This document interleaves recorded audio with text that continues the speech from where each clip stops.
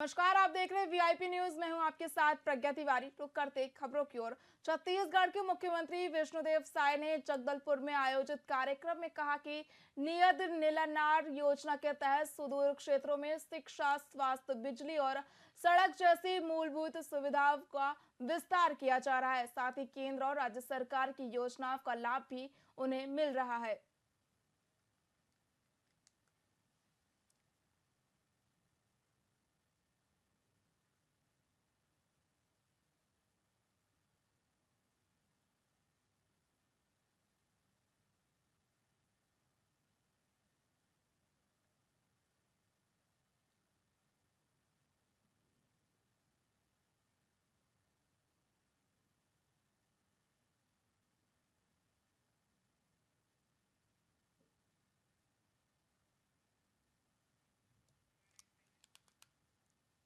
छत्तीसगढ़ के मुख्यमंत्री विष्णुदेव साय महासमुंद जिले के 1 दिवसीय प्रवास पर हैं। बता दें कि मुख्यमंत्री बसना विधानसभा के गढ़फुलझर में रामचंडी दिवस सामाजिक कार्यक्रम में शामिल होने पहुंचे, जहां भाजपाई और कोलता समाज के लोगों ने मुख्यमंत्री का जोरदार स्वागत किया। वहीं मुख्यमंत्री ने शासन की महत्वपूर्ण योजनाओं का उल्लेख करते हुए कई घोषणाएं भी की।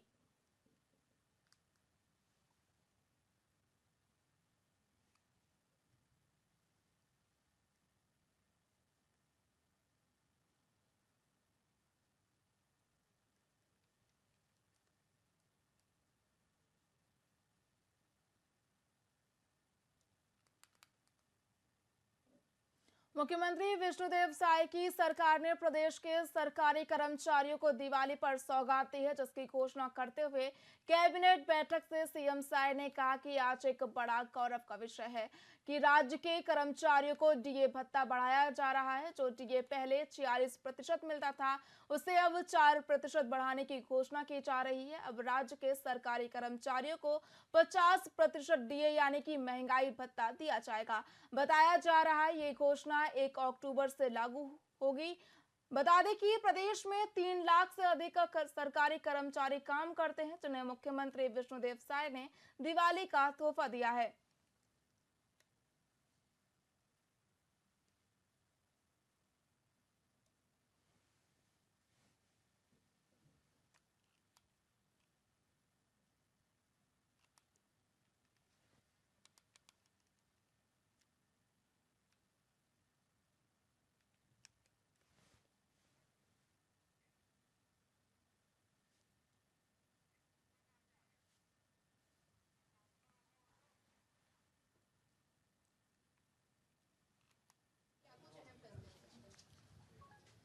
हाँ, आज कैबिनेट का बैठक है 11:30 बजे से, और वो तो पूरा ब्रीफिंग होता है कैबिनेट के बाद में, तो सब पता चलेगा क्या क्या आज के कैबिनेट में एजेंडा है।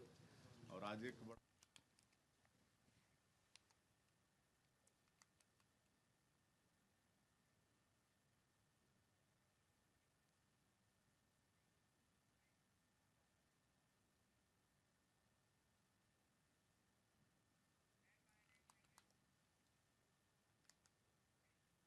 मुख्यमंत्री विष्णुदेव साय ने बस्तर जिले के 1 दिवसीय प्रवास के दौरान बस्तर दशहरा पसरा का लोकार्पण किया। यह स्थल दंतेश्वरी मंदिर के समीप स्थित पुराने तहसील कार्यालय के जीर्णोद्धार के बाद तैयार किया गया है। इसे बस्तर दशहरा के आयोजन के लिए समर्पित किया गया है। वहीं इस अवसर पर मुख्यमंत्री ने जगदलपुर राजवाड़ा परिसर में मां दंतेश्वरी के दर्शन और पूजा अर्चना की। उन्होंने प्रदेशवासियों की सुख, समृद्धि और खुशहाली की कामना की। वहीं इस लोकार्पण समारोह में बस्तर दशहरा के माटी पुजारी कमलचंद और वन मंत्री केदार कश्यप भी उपस्थित रहे।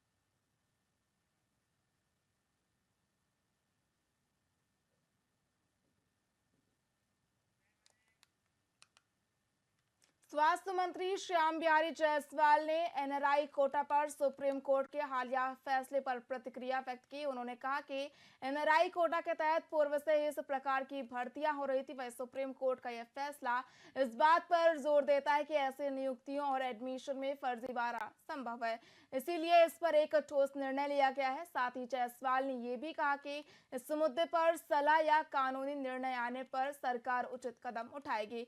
उन्होंने ये भी स्पष्ट किया कि इस संबंध में कोई अलग से समिति नहीं बनाई गई है, बल्कि एडवोकेट जनरल इस पर काम करेगा। वहीं इस विषय पर एक पत्र भी भेजा गया है।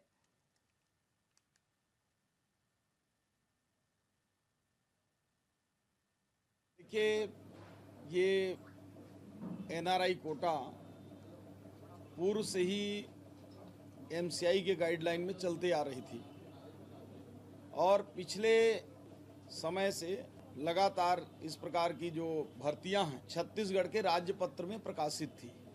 उसी नियमों के अधीन छत्तीसगढ़ में भी एनआरआई कोटे से एडमिशन ली गई और 24 सितंबर को माननीय सुप्रीम कोर्ट का एक फैसला आया जिसमें उन्होंने पंजाब राज्य के संदर्भ में कहा कि इस प्रकार की नियुक्तियां या इस प्रकार के एडमिशन फर्जी हो सकते हैं। उसको छत्तीसगढ़ सरकार ने संज्ञान लिया है और माननीय मुख्यमंत्री जी ने ये निर्देशित किया है कि इसकी कानूनी राय लेकर इस पर शीघ्र प्रक्रिया पूर्ण करें। देखिए,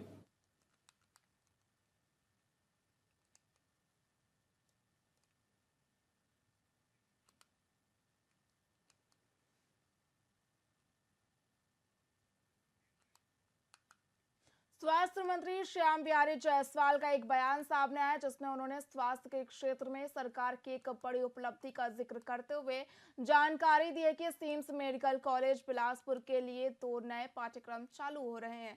उन्होंने कहा कि सिम्स में एचडी रेडियो डायग्नोस्टिक और रेस्पिरेटरी मेडिसिन के लिए 2 नए कोर्स चालू किए जा रहे हैं। साथ ही 27 सीटों की वृद्धि हुई है। जायसवाल ने कहा कि हमारी सरकार के लिए ये एक बड़ी उपलब्धि है।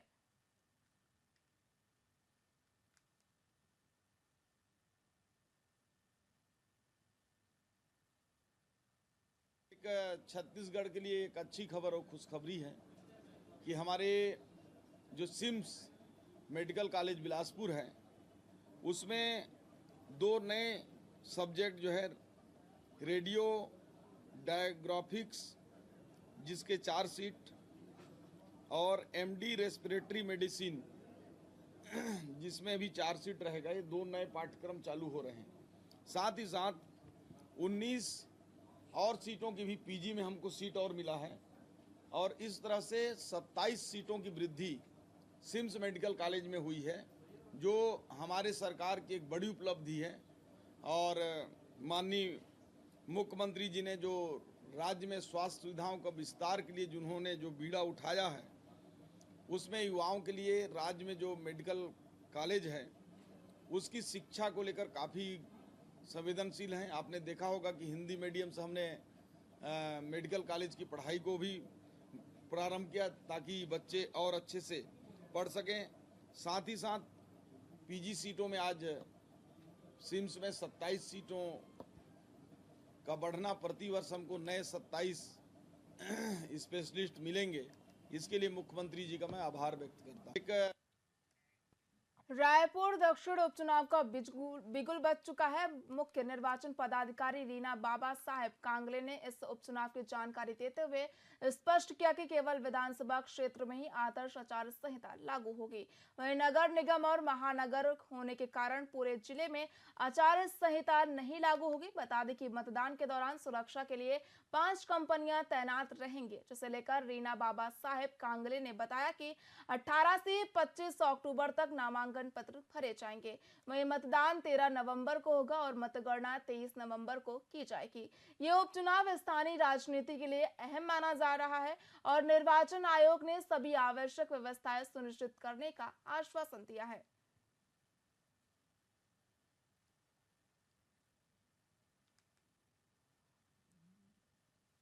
हमारी आदर्श आचार संहिता से संबंधित जो ट्रेनिंग हमने कलेक्टर्स की ली है, जिला निर्वाचन अधिकारी, रिटर्निंग अधिकारी, सभी को हमने इसके संदर्भ में निर्देश दिए हैं। संपत्ति विरूपण के प्रभावी क्रियान्वयन के लिए कड़ाई से पालन किया जाएगा, जिसमें जितने भी शासकीय संपत्तियां इस विधानसभा क्षेत्र में स्थापित है, जितने भी शासकीय कार्यालय है, वहां पर 24 घंटे के अंदर सभी प्रकार के दीवार लेखन, poster, stickers, cutout, hoarding, banners और झंडे उतरवा दिए जाएंगे। इसके अलावा सार्वजनिक संपत्ति के जो भी विरूपण है, वो सार्वजनिक संपत्ति पे 48 घंटे के अंदर और निजी संपत्ति पे 72 घंटे के अंदर जो है वो हटा दिया जाए। शासकीय वाहनों के उपयोग राजनीतिक प्रचार प्रसार के लिए पूर्णतः प्रतिबंधित रहेगा और सरकारी खर्च पर जो भी विज्ञापन होंगे उस पर भी पूर्ण प्रतिबंध रहेगा। इस क्षेत्र में चुनाव प्रचार के लिए जो वाहनों की अनुमति है वो आवश्यक और अनिवार्य रहेगी और जो वाहन बिना परमिट के पाए जाएंगे चुनाव प्रचार में संलिप्त, ऐसे सभी वाहनों को जब्त कर लिया जाएगा। तो हमारी आदर्श आचरण संहिता से संबंधित जो ट्रेनिंग हमने कलेक्टर्स की ली है, जिला निर्वाचन अधिकारी, रिटर्निंग अधिकारी, सभी को हमने इसके संदर्भ में निर्देश दिए हैं।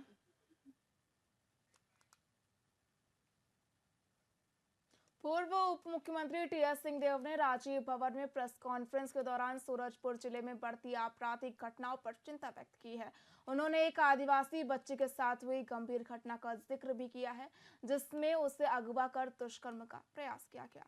साथ ही सिंहदेव ने पुलिस की लापरवाही का आरोप लगाते हुए कहा कि रिपोर्ट दर्ज नहीं की गई और बच्ची को उचित चिकित्सा नहीं मिली।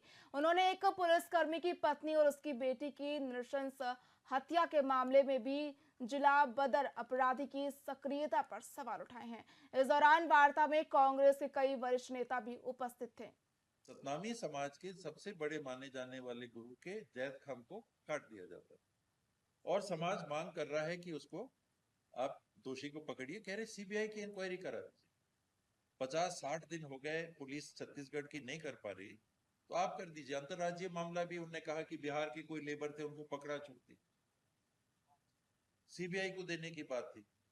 और कांग्रेस भाजपा की ही बात अगर करनी है तो ऑन रिकॉर्ड इस आयोजन के लिए गए थे कलेक्टर के पास। क्या भारतीय जनता पार्टी के जिला अध्यक्ष नहीं गए थे समाज के 4 प्रमुख लोगों के साथ? और उनने अपने हाथ से क्या कलेक्टर को ज्ञापन नहीं दिया कि इस कार्यक्रम की अनुमति दी जाए? कार्यक्रम से बात को जोड़ा जा रहा है। वहां पर खाने की व्यवस्था की गई, मेरी जानकारी में 10 से 15 हजार लोगों के भोजन की व्यवस्था की गई। किस दल के लोगों ने उसमें सहभागिता निभाई? उनने भी निभाई कि नहीं निभाई? भाजपा के लोगों ने, अगर और लोगों ने भी मदद की होगी, सामाजिक कार्यक्रम है, दर्शाना भी चाहता है कि आपका है सामाजिक कार्यक्रम है, हम मदद करना चाह रहे हैं, उनने नहीं की क्या? तो इसमें कायरता क्यों? अगर कहीं किसी का दोष है तो दूसरे पे मरने के क्यों आप करो ना। दोषी व्यक्ति किसी दल का नहीं हो सकता, वो दोषी व्यक्ति है, वो न कांग्रेस का, न भाजपा का, न अन्य किसी दल का। उसने कानून को तोड़ा है, उसको केवल उस नजर से देखना चाहिए। सतनामी समाज के सबसे बड़े माने जाने वाले गुरु के जैद खान को काट दिया जाता है और समाज मांग कर रहा है कि उसको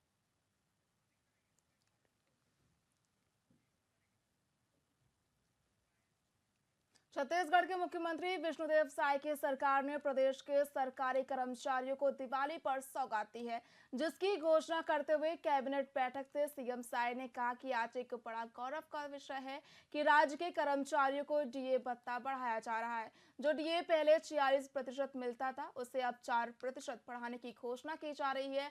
अब राज्य के सरकारी कर्मचारियों को 50% डीए यानी महंगाई भत्ता दिया जाएगा। बताया जा रहा है ये घोषणा 1 अक्टूबर से लागू हुई है। बता दें कि प्रदेश में 3 लाख से अधिक सरकारी कर्मचारी काम करते हैं, जिन्हें मुख्यमंत्री विष्णुदेव साय ने दिवाली का तोहफा दिया है।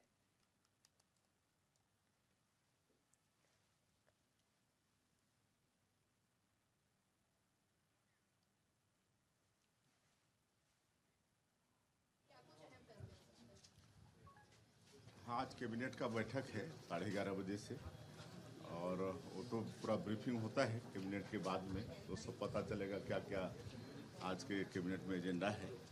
और आज एक बड़ा गौरव का विषय है कि हमारी सरकार ने निर्णय लिया है कि जितने जो राज्य के कर्मचारी हैं दीपावली सामने आ रहा है, तो राज्य के कर्मचारियों को अभी जो 46% उनको डीए मिल रहा है, तो हम लोग केंद्र के समान करते हुए उनको 4% उनका डीए बढ़ा रहे हैं, 50% उनको डीए मिलेगा।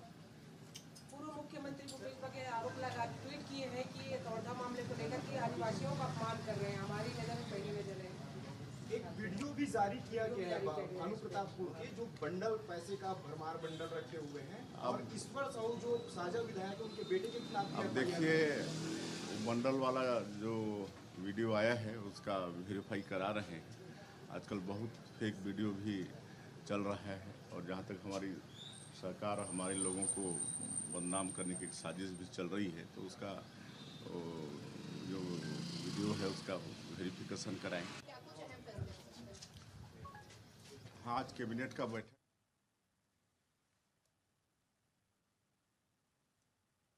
फिलहाल खबरों में इतना ही। देखते रहिए VIP न्यूज। नमस्कार।